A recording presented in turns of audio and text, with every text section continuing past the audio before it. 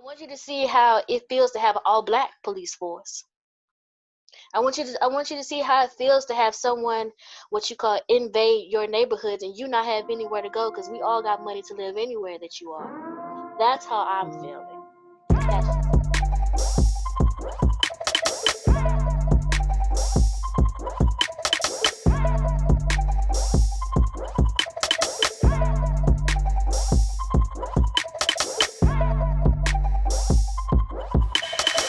Everybody doesn't feel that way. Is the point I'm getting at. But I think that's Imagine just wanting to be, imagine just being wanted to be treated equally. Like imagine like, yo, I just want like, and it's like, no. I remember what you did to my grandparents who grew up in Mississippi, and I want that. Like, if everybody felt that way, it's like. But that's why she said that's their greatest fear. Yeah, that's what I'm saying. It is their greatest fear. And if they're already, what they're doing is what we call projection, right? Mm-hmm. They are so afraid that we're going to do to them what they would do to us if the shoe was on the other foot, that's how they act, right? So my thing is, if that's how you're gonna act anyway, hell, I might as well just do the act. That's how I feel. Hey, I have a question. And I think it's jumping off of what Geraldine said. One is, by a show of hands, did it ever leave? Nothing ever left. The same thing that spurred slavery never left this country, right? That same hatred, that same white supremacist notions never left this country.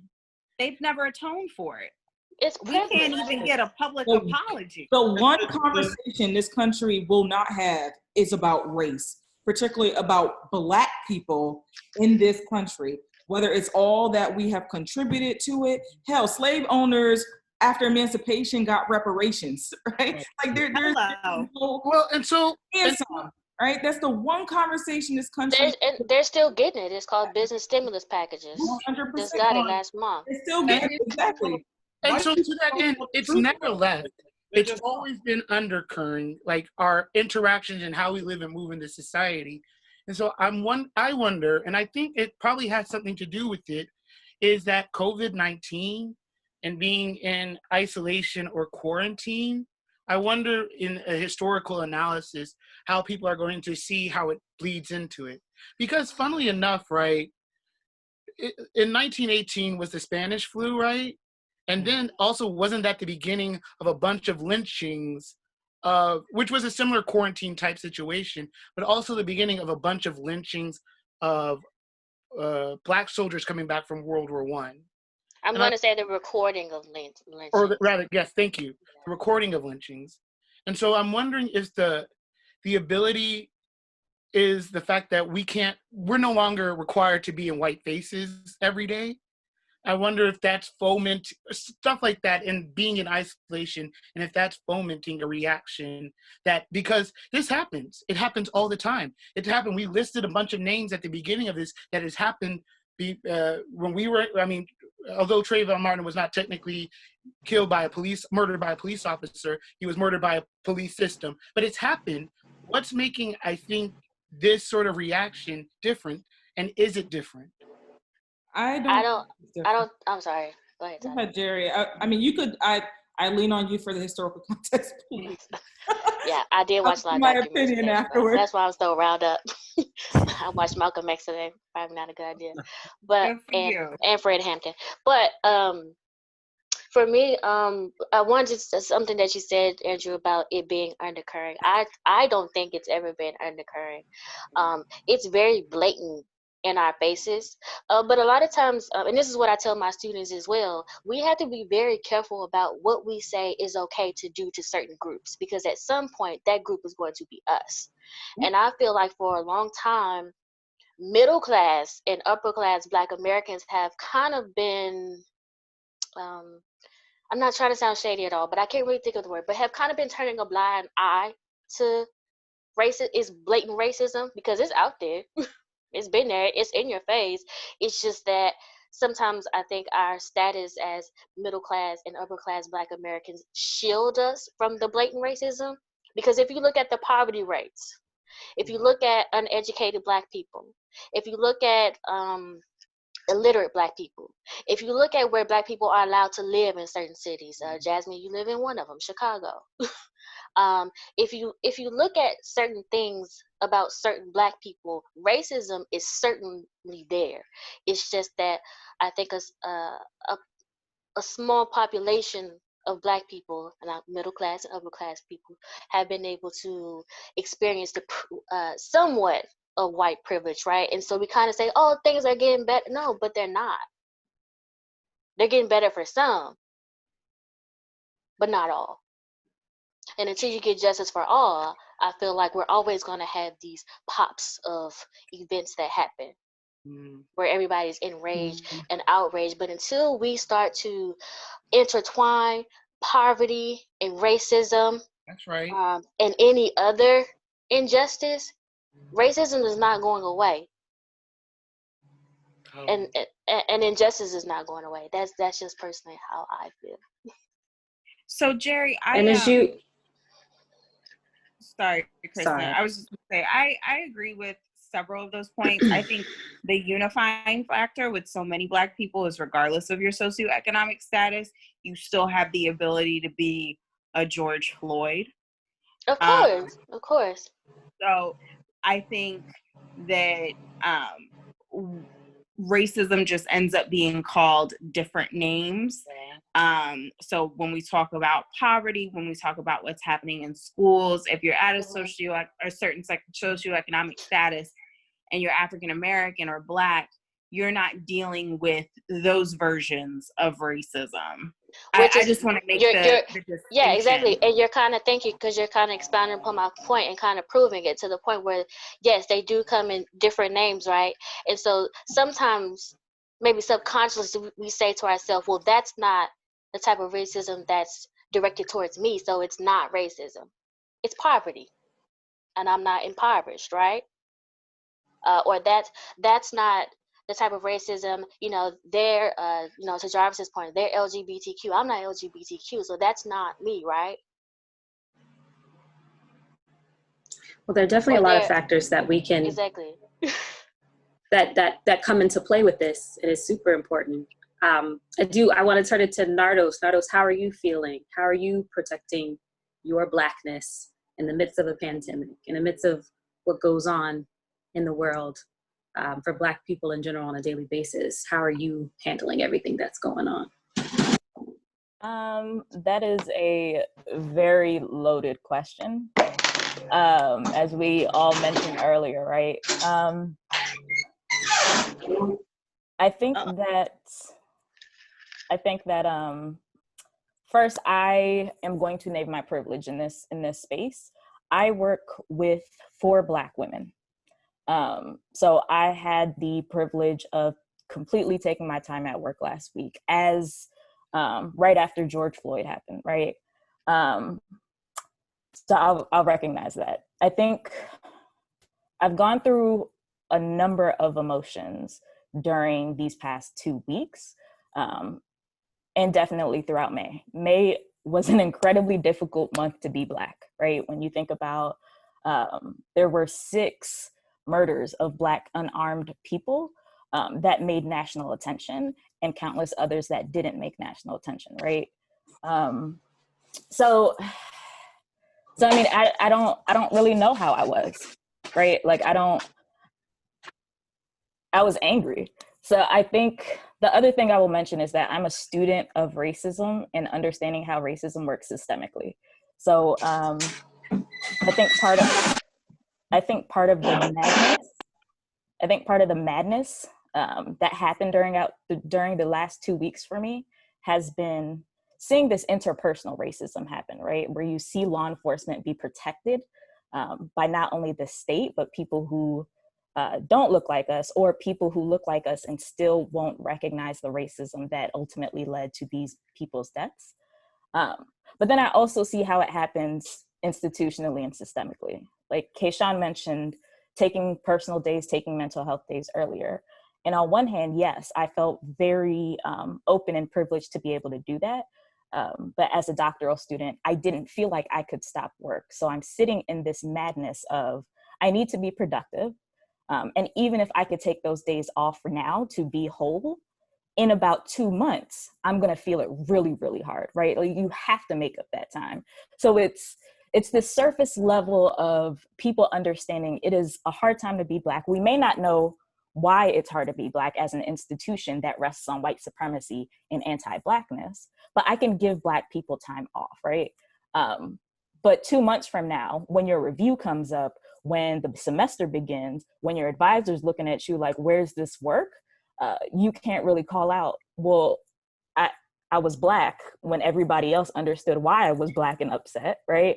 And so that's that danger there. So, I mean, and then on top of that, COVID is still happening, right? So all I see are protesters out in the street with masks, but I'm terribly, terribly terrified that in a couple of weeks, we're going to see a surge of COVID cases that have disproportionately been impacting Black and brown communities, right? So it is, in short, psychological warfare at this point, right? Like there's so many thoughts happening right now, and I don't know how to protect my physical and mental Blackness other than having community members to also vent. One thing that I love about Black people is that in the midst of tragedy and turmoil, we will always have a joke and we will always laugh it up, right? Are gonna laugh. Which is a point of resistance for us, right? So, I mean, that was a loaded question and I had a loaded answer for it, right? There's no easy way through this. And it's like, depending on who you are and what your experience with racism has been in the past and understanding how it works to continuously and systemically disenfranchise Black people, no matter who you are, it's maddening. I will say, I know we're going to censor Blackness, but I will say, it's been encouraging to see so much diversity in these protests. It's been encouraging to see white people understand that they can weaponize their whiteness for us. It's also maddening to know that these have been things that we've been yelling from the mountaintops for centuries, right? And while I'm grateful for this point that our voices are being centered and leveraged and amplified, to y'all's point, it is exhausting to see white people say, okay, I'm here, I'm ready to do. And you're like, but you don't understand. You still don't understand how your whiteness and your actions contribute to what we are trying to fight. And until you do that, you are contradicting everything Black people are fighting for. So yeah, like I've just been, and these are thoughts that go through my mind, but it's been that much. It's been a very tense month, physically, emotionally, and then intellectually. And also, I just want to also say too that some of my viewpoints come from, I don't work in the office. I work with Black young men mostly. I would say 97% of my students are Black men from Southeast DC and from Baltimore. And so a lot of my sentiment comes from not just today, but from my daily conversations with them and dealing with their anger of being slammed against the pavement, unlawfully stopped and searched. And and even from when I worked in Chicago, you know, it's hard for me because I can't give them any advice because nothing works. You know, I tell them comply with the police. They comply with the police and they still get slammed to the pavement and put in handcuffs, you know. So for me, like I said, now I'm at this point where I really am kind of thinking, because I'm so disappointed and I'm so deeply saddened because I know what it's like to work with Black and brown young men and girls, but mostly Black and brown men, and not having a solution for them, like a real-time solution. You know, I love protesting and all that kind of stuff, but in my mind, I'm like, what do I tell them to do in Baltimore when I just saw an Instagram photo of someone getting tased? I mean, not a photo, but an Instagram video of someone getting tased in DC, not doing anything wrong. And that was just yesterday. What do I do when my boss sends me an Instagram video of my student getting pulled out of a car, thrown to the ground, and put in cuffs with no resistance? Like, what can I do now? And it's a feeling of, I guess, helplessness is what I'm kind of feeling. And then I get an email from a white student filled with so much racism that I had to take it down. But I couldn't even respond in the angry and outraged manner that I wanted to, because again, it's my job. I am the instructor, right? So I had to come at him at a whole nother different angle, because I also didn't feel like he would receive anger, you know? So it's like, I want to be a change maker. I want to be angry. I want to be helpful. I want to be an activist. But it seems like all of that can't be done right now, you know, and having to choose what to do right now is, I think Nardo's put it best, it's psychological warfare, and it's tiring, and it's exhausting. But isn't the undercurrent to that, a part of it, that the celebration in that, rather, is that it is community, and that we can all cycle through those emotions or those feelings about where we position ourselves in pushing for true justice and freedom of Black people in this country. Is that one day I'm going to be the peacemaker, tomorrow I'm going to be out there throwing Molotov cocktails. One day I'm going to be in the classroom, the next day I can be on Capitol Hill trying to push through policy. And that I think, and especially in moments like this, and hearing everybody's ideas and being together this way, and realizing that as long as we're all committed to seeing Black people truly free in this country, and for true justice, we can all occupy different places along that road and be in different positions, but we need to fundamentally, and this is something that I'm not sure we're all there for sometimes, especially, and I see some crazy stuff when people are really talking and showing their ideas, is that and this is not a problem of the community, but I'm not sure if we can all say that, we know whether we are committed, and by no, I'm intentional, whether we know that we are committed to Black freedom and justice. We might think we are, but are we actually committed? And that's something that we need to be, but in that, for those who are, people can play different roles at different times and cycle through, and that's why it's legitimate to feel that way sometimes. So Drew, to your point, two things. One, I feel like we finally have the entire world's attention the way we did in the 60s. Like, everyone is marching from California to New Zealand to France. Like, everyone is marching and like incensed by this. And I think it helps that the whole world has slowed down so people can really focus and think about it. And I think when white people get out there and they start marching and they're getting hit with rubber bullets and tear gas, they're like, oh shoot, this is real. Like, I've seen this on TV. This is real. So we need to be very clear with what our agenda is and what our asks are, because I don't know that we will get this stage or have this momentum again.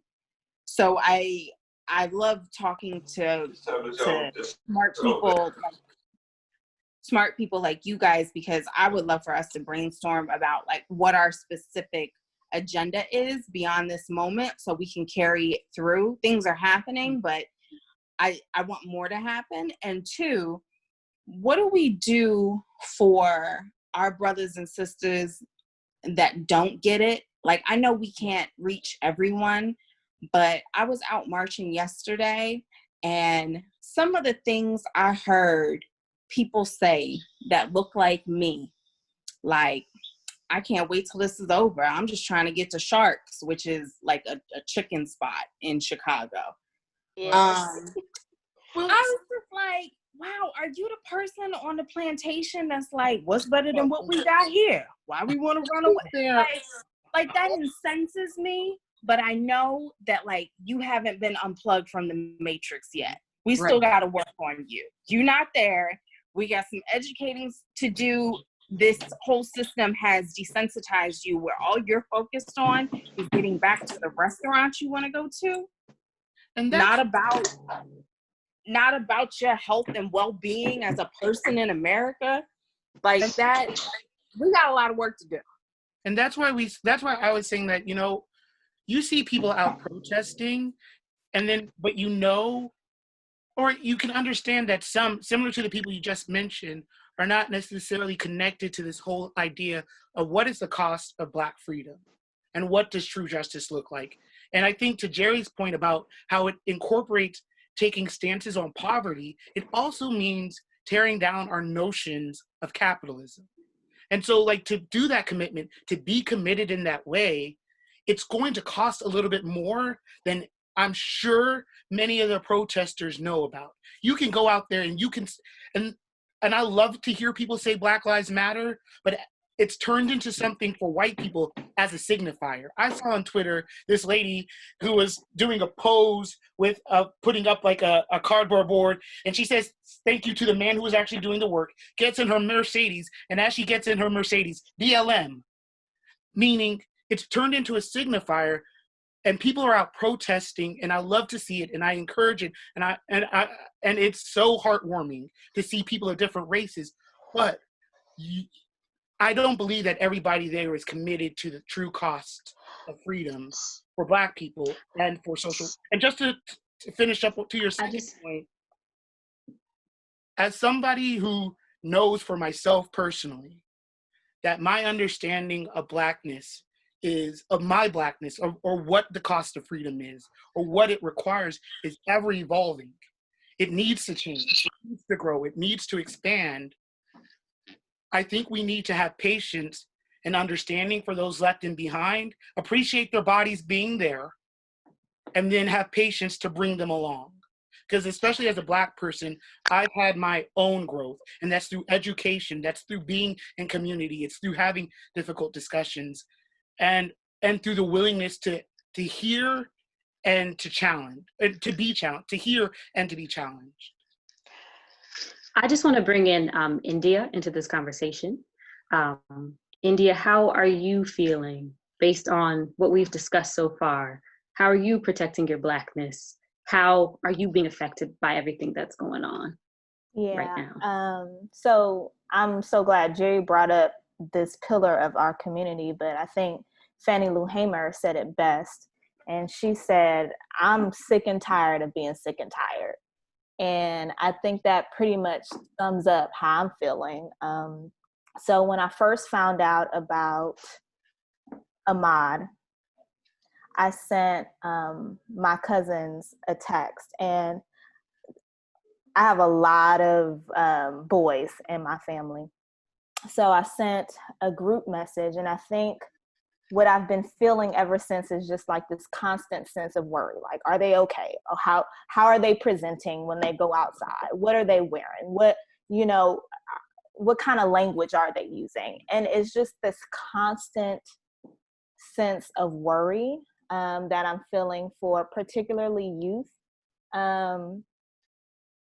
We're older, we've been through it, we've seen it, but I think for the younger generation who's having to deal with this for the first time, I think my heart really goes out to them and really trying to figure out how to craft a message to them so that they remain hopeful.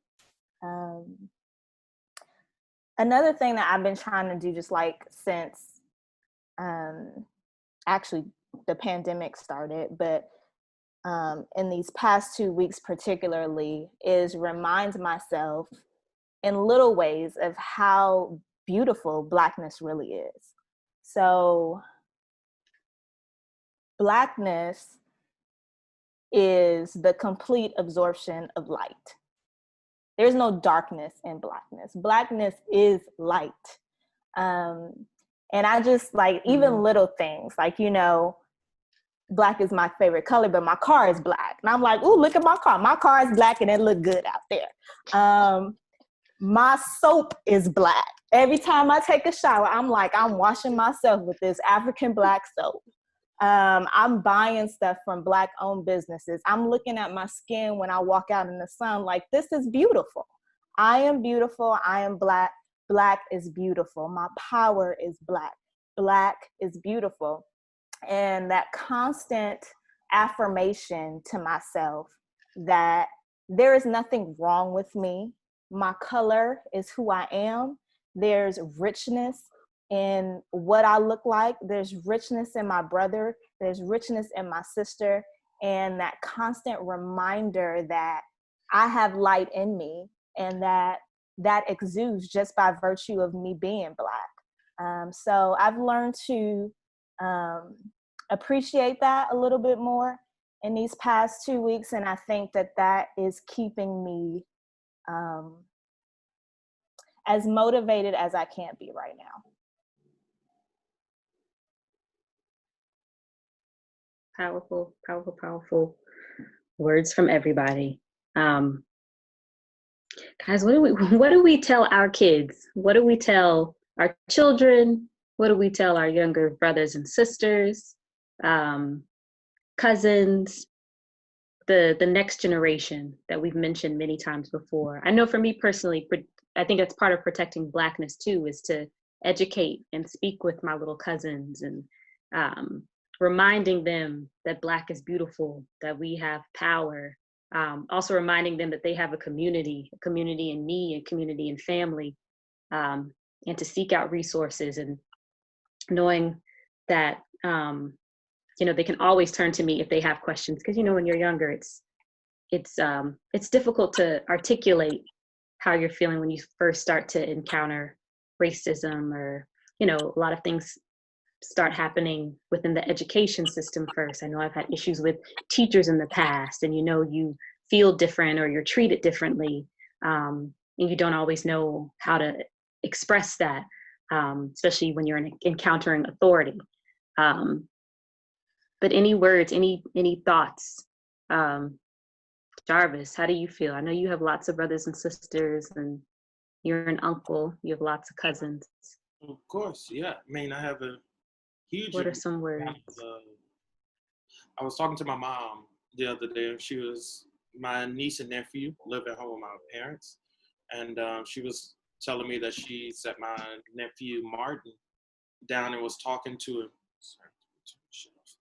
And was talking to him, like the talk about like going outside and how to be careful in the neighborhood, because he likes to ride his bike around the neighborhood and like talk to literally everyone he sees. Doesn't matter who they are. Like he's going to make a friend out of them. And she was like, no, you can't do that. Like, and he's also a bigger kid. He's like 12, 13 years old, wears a size like 15 shoe. He's almost like 5'10". He's like a big kid. So his life is always at stake, even with him walking outside. They live in a white, what do you call it, little suburb part of Noonan, Georgia. And it's like, you just can't do that, bruh. And like not by yourself at least, and especially not after dark. Not even in the daylight, really, if nobody else is there, because your life is in danger. And just knowing that, like my mom would have those conversations with me growing up, but kind of more so in passing about getting pulled over, and just from experiences and getting pulled over with my brothers and my dad. But like literally knowing that like you cannot ride your bike down the street or you may be shot dead. Like it's still a reality in 2020. I feel like it's even worse than when like they had to have the conversation with me when I was a kid. And it's terrifying and it's hurtful. How about you, Nardos? So I think about my students a lot in these cases, right? When Trayvon Martin was shot and killed, I was a second-year teacher in high school, or teaching high school students, I should say. And the thing that I learned from my students having a conversation that week was that they are so perceptive and incredibly wise and experienced when it comes to dealing with law enforcement and racism. And I taught almost 100% Black students. So I walked into the classroom thinking I was going to protect them from these conversations, and I walked out understanding that they are more than capable of having these conversations because they have experienced it. They may not have had the language, but they know what's happening, right?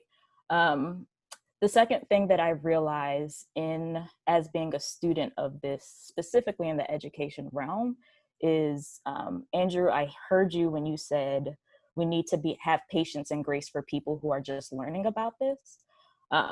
The radical in me quotes James Baldwin when he says, I'm 60 years old. I'm not going to live for another 60 years. You've taken my mother's time, my brother's time, my parents' time, my uncle's time, my nephew's time. How much time do you want for your progress, right? And I hear that incredibly. And so I'm in between those two spaces, and I'm not too sure how that equates to people who are around now. But when I think about students in education and anti-racism, the thing that we cannot do is inch them into this conversation, because they see it for so long.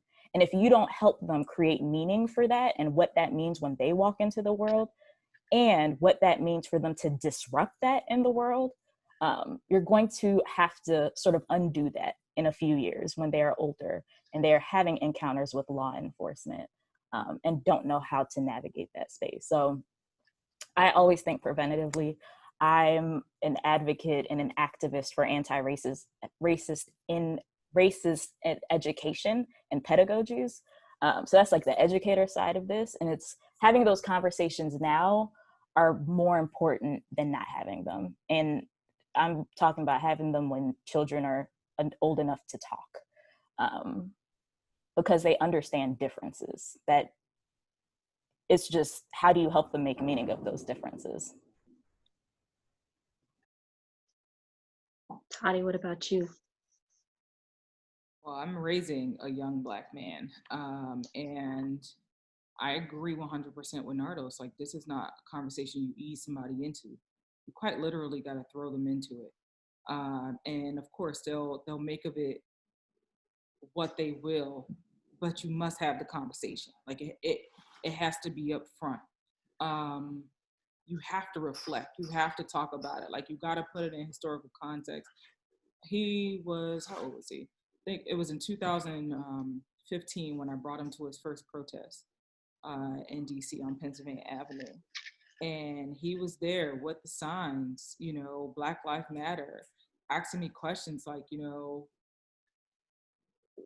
why does this happen? Like, why does this matter? He was in a history class, and somebody said, we were enraged because he said that he was sad about, the teacher basically said that, you could be sad about slavery. I'm like, this should piss you off. Like, and it's hard not to be that person, because this is not a sad matter. This is not between what's sad and happy and what is, okay in the history books, having, whether it's the history books or some of these politicians talking about slaves were like indentured servants. No, they weren't.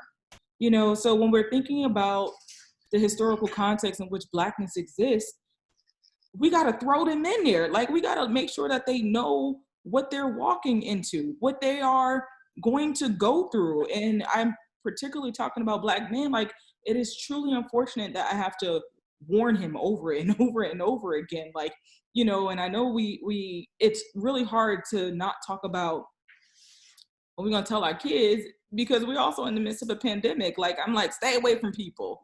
Don't talk to nobody. You got to be in the house by this time. 30-minute walk. Can't go that far. And I'm like, hell, I was saying this before the pandemic so that he could stay safe from, people in our community who might perceive him in one way, because we've had this racial bias when he was only 12 years old, right? We've had it before, and we have to keep telling our kids over and over and over again that Baldwin quote was perfect. Like, where time at? We ain't got no time. The time is now. The time has always been now. And we got to be in this time. So when we talk to our kids, whether it's in the current or in the future, we're going to reflect on this. Every time that this nation has a crisis, we're going to be the group that's impacted by it the worst. We can pick any time in history. We can pick war. We can pick pandemic. We can pick social services. We can pick whatever point in history we want, and we are the first to be impacted by it in a negative way. So, you know, we have to be like, you got to be ready for this. You're going to be ready. You're going to be ready for this because you're going to have to be the advocate before it hits hard, right? You're going to have to be the barrier before you know, you're going to have to stop it in its tracks before it starts to infiltrate our communities, right? And it's sad how we got to tell our babies this, right? It's really, really sad, and it makes me really emotional because it's like, damn, when are we not going to be the community that's impacted by these crises the worst, right? Where it's compounding stress, compounding pain, compounding and trauma, and our kids see it, you know, and you know, it's hard to not take out that emotion and that anger because they see it, right? They emulate us, they copy us, you know. And I don't want, especially my brother watching me in this during these crises, to grow up and feel like he always has to be in a sense of stress and trauma in order to make it through these times. Sure, it's powerful. I have to hop off, but I wanted to say one final thing for my hypothetical child in the future.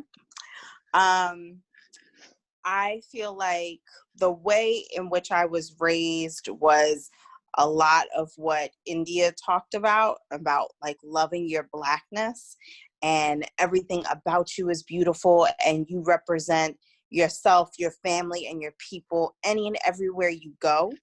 And it is not to impress white people. It's to make your people proud. Like it's not about them. It's about us. It is about making us proud with everything that you do. And I also was raised in a situation where what you listen to and what you see always has to be, you have to be very cognizant of it. So I found myself with a child in my car a couple of weeks ago, and I'm jamming to the radio, and I realized, like, this is some senseless music. I literally put on a Malcolm X speech and was like, we're going to listen to this. Because they are downloading everything. Yeah. Absolutely everything, even when you think that they're not paying attention. So making them proud of their Blackness, having very straightforward and upfront conversations with them about what racism is, what Blackness is, and what excellence is and looks like, and what they should be striving for to make themselves, their family, and their people proud at all times. We're supposed to be raising bosses. Absolute bosses, and some soldiers, because clearly we have to be soldiers and generals in this fight. Both. You know, there's you gotta make both. You gotta make it all in there. Absolutely. So those are the hypothetical kids. That's the message. Malcolm X speeches and a whole lot of Blackness and power. That's what's happening. A beautiful message, Miss Jasmine. Mm-hmm.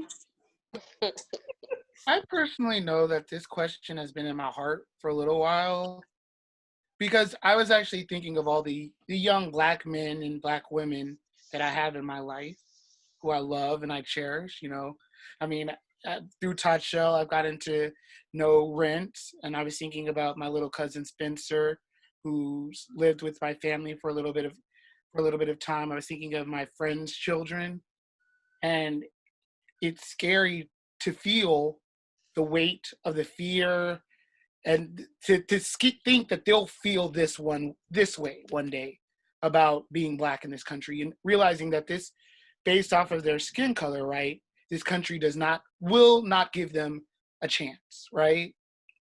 But like to Jasmine's point, right, if you have to raise them with the love of this Blackness, you have to raise them with a sense of validation, but also, I want to raise them with every right that they have. I want them to raise them with the right to be happy. I want to raise them with the right of self-determination. I want to raise them with the sense that they are a part of this community, no matter if they make me proud. They are part of this community, whether they are a fry cook at McDonald's or the CEO of Apple. I want to make them feel that you have the right to make your decisions, and you will be held accountable for your decisions and what opportunities are presented to you, but you have that right. And I think that's so fundamental to them being able to determine their own happiness. Because I think one of the greatest evils of racism, of this police brutality, of white supremacy, is that it takes the right to determine your happiness away sometimes. It takes away that sense that you have every opportunity ahead of you to choose. And so you have to feel that you have to be a soldier, that you feel that you have to speak up. And I want to raise them with the right to make that choice, and that it is an important choice, and that they will be held accountable in their life for what choice they make. But I want to raise them with the sense that you have the right to your future, and that you don't have to feel bound or trapped or enslaved by white supremacy. The one takeaway from that, and I try to explain to my brother all the time, especially recognizing the privilege that we have where we live. You can live. You don't have to survive. You can live. Go live. And I repeat that on purpose because it's really hard to tell kids these days, and even us as Black adults, right? We're always in this survival mode. Why we gotta keep trying to survive? I'm tired of fighting these battles. I just wanna be. I just wanna live. I'm tired. It hurts. It really, really hurts. And it's traumatic. Go live. We don't need to give you permission to do that. It's your right. It's your human right to live. Breathe, right? It's our right to breathe. We are human. Go live. And I hope that, we clearly in this space among our friends group, that we're providing that foundation so that our next generation, our children, our nieces, our nephews, what have you, can feel like they can live unapologetically. Echoing that, one thing that I try to do with all of the children in my life is to create a space for them to be free. I try to share the message with them that you are a human being, which means you have the right to be able to experience the whole range of human emotion. You get to feel whatever it is you want to feel in any moment. And I also try to encourage spaces and create spaces for discovery, for passion, spaces for them to just be themselves without the pressure or the fear of consequences or of angering anyone, even if that's a parent. Like instances where children might be told to be quiet. I try to create spaces for them to literally just let it all out whenever they can, because there are going to be so few of those spaces in their lives when they're in the school system, which we know is a school to prison pipeline. They're being taught ways to exist that limit their sense of discovery and limit their creativity and completely restrain their human experience. And I don't want to raise kids or to help nurture kids that are encumbered by the things that we have been. I mean, racism is here, and we have to tell them the truth, and we have to prepare them. But it's equally as important that we create the space for them, like you all are saying, just to be, just to live. Hey guys, I gotta hop off, but I just want to let you guys know I love each and every one of you. Love you too. Okay, You too. bye. Love you too. Thank you for joining us. I love y'all. I'll holler at you guys later. Love you, blessed. Love you, baby. Stay strong, y'all. Bye, Jasmine. Bye, India. Jazz. You Bye, too, India. girl. Bye. Lord have Well, just I want to say my point, and then I'm gonna hop off too. But well, I don't know if I'm gonna have any children, but hypothetically, let's just say, I always and because I work with children so much, it's hard for me to jump into the future because I'm always thinking about the ones I have in my life right now. But I guess I teeter the line all the time between how to maintain their innocence, but to also make them aware. And that's a hard line to teeter upon if you've ever been on it. But in that, what I try, and also too, trying to present to them the ways in which racism will come to them, and very subtly, in terms of like, oh, you don't read that well. Oh, okay. I understand. You may not be able to do that. It comes in very subtle ways. So, when I talk to my students, I try to not necessarily tell them all of what they're going to come against, right? I also do military history. I know some of the greatest battles have been won because the person didn't know the strength of their opponent. So what I try to do is to equip them and let them know that, hey, this is the strength that you have in being Black. This is the strength that you have in being a Black man or a Black woman. Although I know what they're going to come against, I don't feel the need to, or it hurts me, it kills me to take away their innocence, to tell them what's going to come against them. The only thing, what I try to focus on more is equipping them with the inner strength that when it does come, they can say, oh, that doesn't really faze me. I know I'm great. Like, I know Blackness is great. So what you're trying to tell me now is really not valid. I know I have rights. I know that you cannot do these things to me because I'm Black, because Black is great. So what are you saying? So what I try to do is not so much focus on the obstacles they're going to come into, because they're going to come into them. Because I feel like it takes away their innocence, and then they start focusing on, well, if I'm not enough of this, or if I do this, instead of focusing on being great as a person. In my classroom, I always tell them, that's mine. If you don't leave here doing anything else, I want you to be better leaving this classroom than when you came in. I want you to be a great person, not just good. Me and my mentee, he'll finish my sentence. I always say, we're not good, and he'll say, we're great. Exactly. And that's what, to me, that's what I try to focus on, and the value of being Black, or the value of being, in my classroom, whatever you are as a person, So maybe it helps, maybe it doesn't. I don't know. That is so good. No, that was beautiful. So good. There's value in there. There is value in being Black. We can't, this little light of mine, we can't let people put out our shine.